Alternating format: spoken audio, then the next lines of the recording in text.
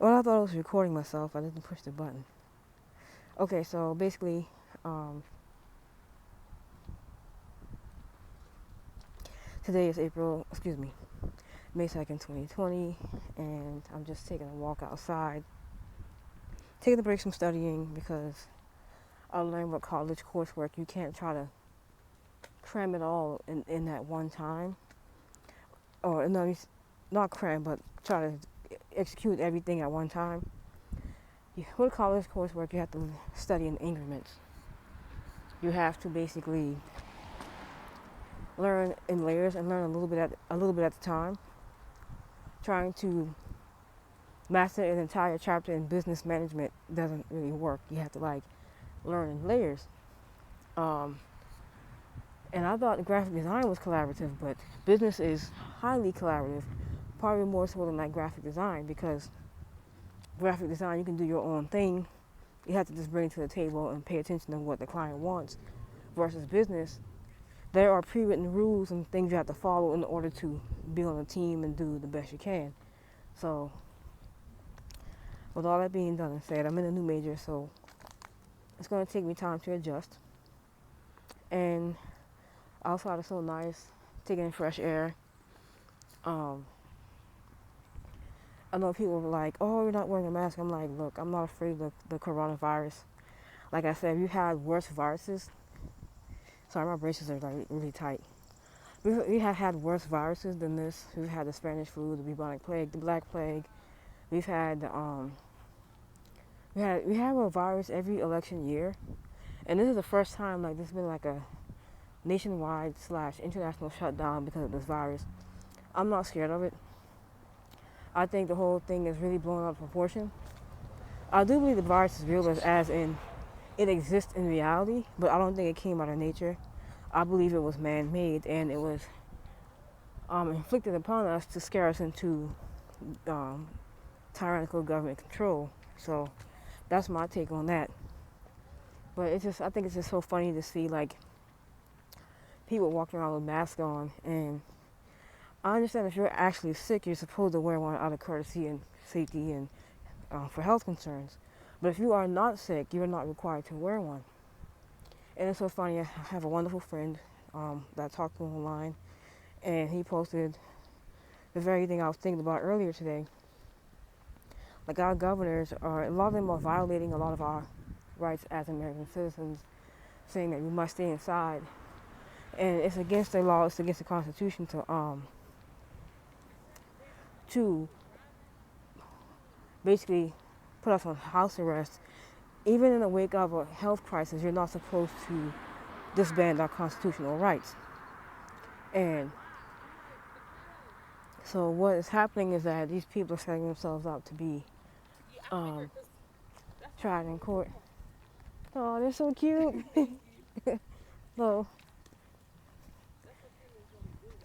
So, I found a mailbox. I can drop my mail there. I gotta finish filing my taxes. But anyway, so yeah, these state governors, they have exposed themselves to as to what true tyrants they really are. And you hear people talk about the deep state, but the deep state is like these state powers that shouldn't have so much power. Basically, all we need is a federal government. That's all we need. We really don't need these individual state governments, because that's where the Democrats come in. They're solely for states' rights. If you remember back during the Civil War, the Democrats represented the states, and the Union was more for the national side of things. The Democrats are basically, they wanted individual states' rights. And this is why you hear about the deep state all the time, because the deep state is it's your different representatives, it's your different politicians in Congress. That's the deep state. So when you hear people say the deep state, that's what they're talking about, or basically the shadow government. The difference between the state government and the federal government. The federal government is your national government that God put in place. You have your national level officials. You got your president. You got the three branch. Then you have from the president on down to youngest citizen, if you will. That's how it's structured. And you have the three parts of the government. You have the executive, judicial, and and legislative branch. So you got three branches that operate. That's at the federal level, and that's basically all we need. But what has happened, these politicians, these representatives that are coming from different states, they have acquired so much power that they shouldn't have, and they should be a public servant. They shouldn't be telling us what to do. We should be telling them what to do because that's the way it is. They are a public servant, meaning they serve the American people.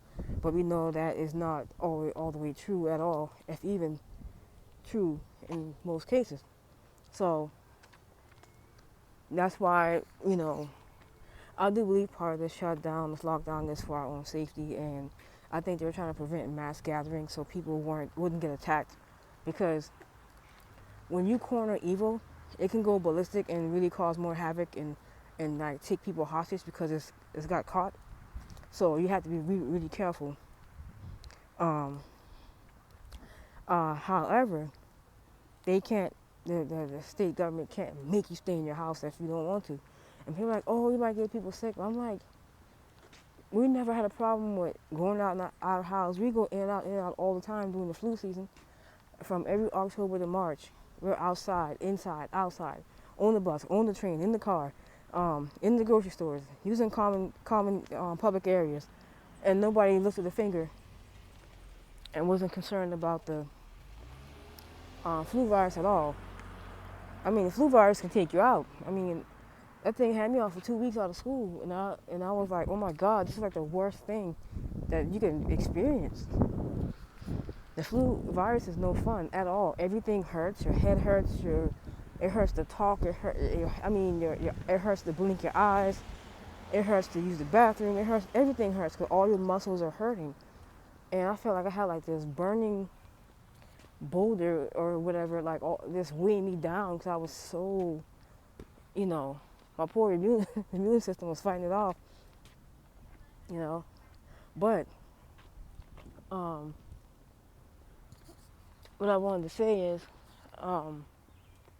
you have to be really careful and not succumb to all this fear mongering and all this, it's just too much. We should not ever, never ever relinquish our rights for safety. So yeah, it's just,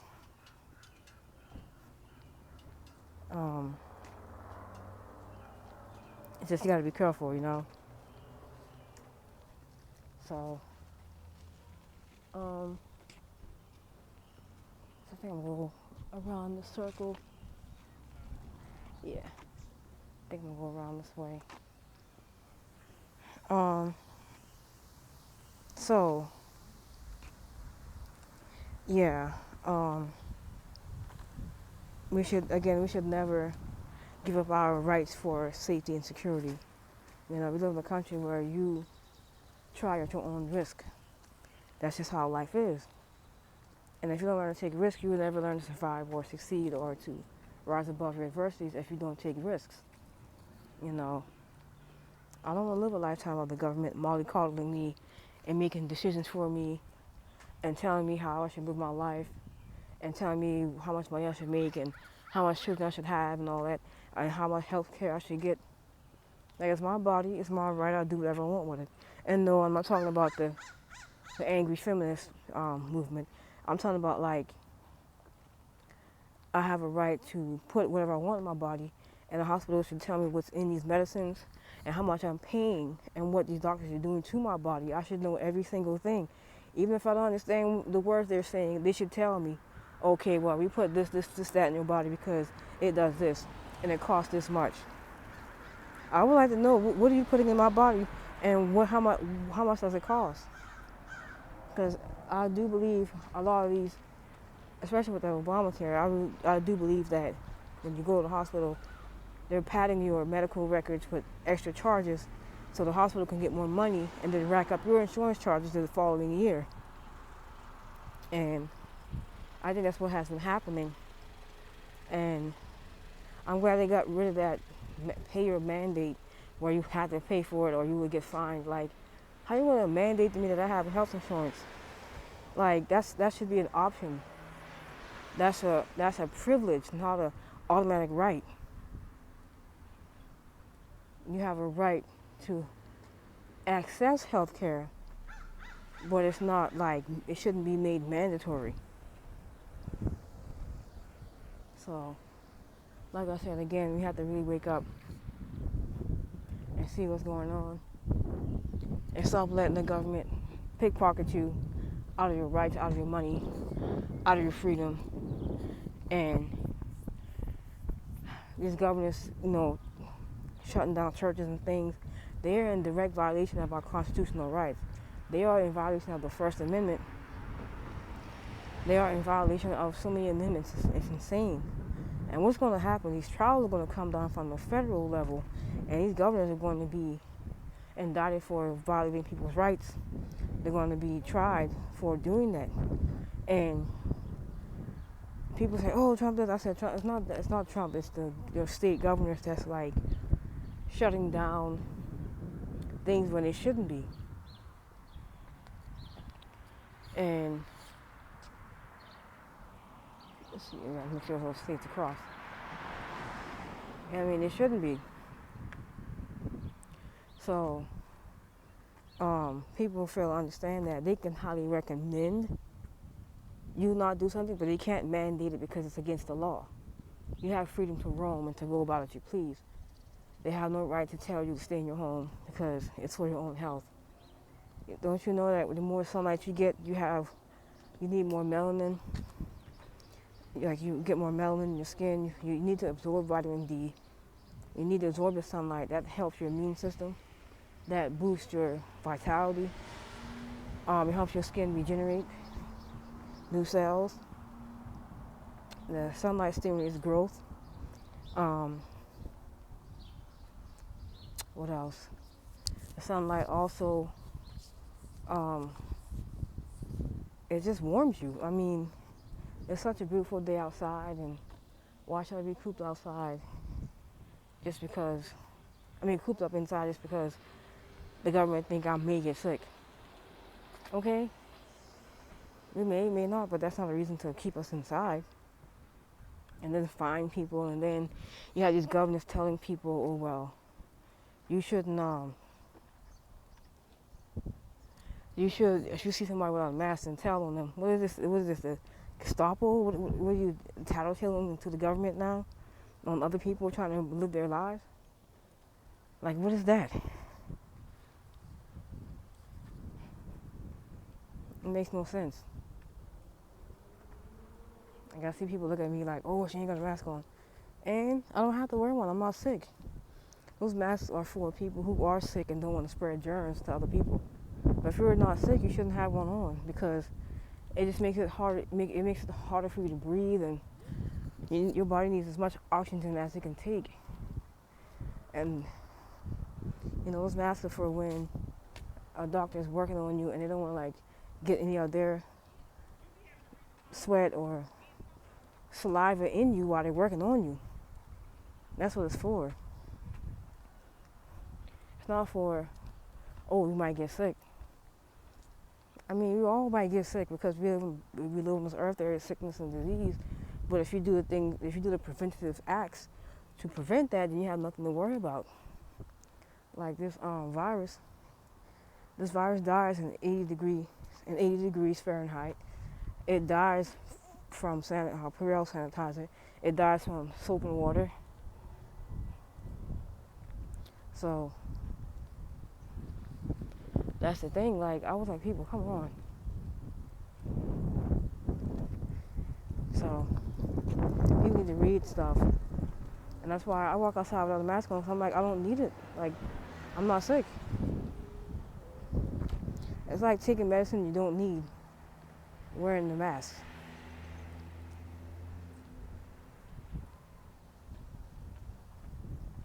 Now, one thing I do appreciate about this is that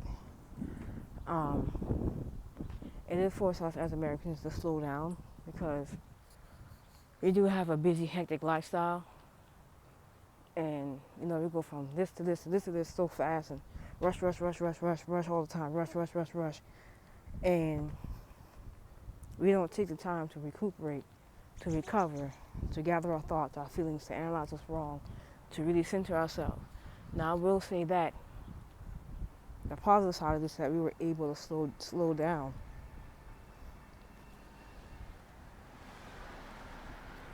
And I hope and pray that a lot of people got back closer to God. I do believe they have, because like a lot of darkness has lifted, even where I live. I live in the Philadelphia suburbs, and the darkness that was around here was so thick, but now it's like gone, and it just feels like the 90s again. It feels like how it was when I was a kid. It just feels more peaceful. It feels more calm. It feels like people are more receptive to the Spirit of God now. You can see that the receptors are open for the Spirit of God to come in. It's a lot quieter. I mean, I live in the suburbs. It's quiet anyway, but like the atmosphere in itself is much quieter. People seem a lot calmer. And people say, "Oh, he returned to a new normal." I'm like, I want things to go back to normal, but I want people to appreciate what we have when we do go back to a normal way of living. So, I don't think we're gonna be as blind as we were beforehand, but I do believe we will be a lot more appreciative of the rights we have in America when this all is lifted. And I feel like the Christians are finally doing their job of praying, fasting, reading their word. You can tell the difference when the Christians start doing their work. You can tell the whole atmosphere just like shifts. And it's like this calmness, this peace that's around. And it's like a peace has come back down. A peace has arrived. And things are shifting. A lot of strongholds are being broken. The whole Babylon cabal thing has fallen, because it had like a death grip on America, trying to force us into this globalist cult of socialism around the world. It's not of God at all. And so it's just good to like get out, take in the fresh air, and and I know we're all kind of fed up with this whole like social distancing and all that. It is annoying. It is frustrating. I get it, because I'm going to the grocery store. I like to be in and out in 30 minutes. Now they have tape on the floors where you have to go a certain direction, and I think that's a little too much. Now I have no problem with private businesses that require you to wear a mask upon entry. That I can't fight with, because that's their private business and that's their right. Some businesses you have to wear a mask inside. I can understand. That's fine. And the social distancing rule, the 6 feet, I kind of actually like that, because that means I have less of a chance of being robbed, because there's nobody that close to me. So those two things I don't really mind. But like when we get to the extreme to where, you can't go outside without a mask on and all that, like you can't make me wear one. I don't have to wear one. And honestly, the social distancing rule doesn't really bother me much, because I don't let people up on me like that anyway. When you live in a city long enough, you long for space and distance anyway. You long for like your private space to be without violation, Like in the city, your private space is violated all the time. It's violated when you get on the bus, it's crowded. It's violated when you're on the train, it's crowded. It's violated just walking, because there's so much people, it's just too many people around. And like you just have no private space to yourself until you get home. And then, even when you get home, it's like noise and pollution and air pollution and just constant chaos around you, even though you're inside. It's like you can't unwind, which is one of the reasons why I left the city, because I got tired with the city. It was just too expensive as far as taxes. I don't understand how the cost of living in Philadelphia is so low, but the taxes were sky high, and it was just robbing me blind. So I got out of there. And I just got tired with the chaos. I got tired with the crime. I got tired with like ratchet people. I just got tired with the whole thing. And ever since I moved to the suburbs, I've been a lot calmer, a lot less stressed out, and I actually have more money in my pocket because um, because I've saved a lot of money on parking and travel fees and stuff. Like the suburbs, you can park anywhere basically without worrying about paying like a fortune to run into a store to get something. Um, I do pay a little bit more for a transportation pass. I mean, $44 more a month is not bad compared to what I was paying, and I can only get around in just the city. So I was paying like $100 a month just to ride the bus to school and around the city. I was like, now I'm gonna live in travel zone 2. I live in Pennsylvania, so just for an extra $44 more, I can go anywhere up to zone 2, anywhere, and I can get a lot of places. So I mean, it's a better deal than what I was paying in the city. Um,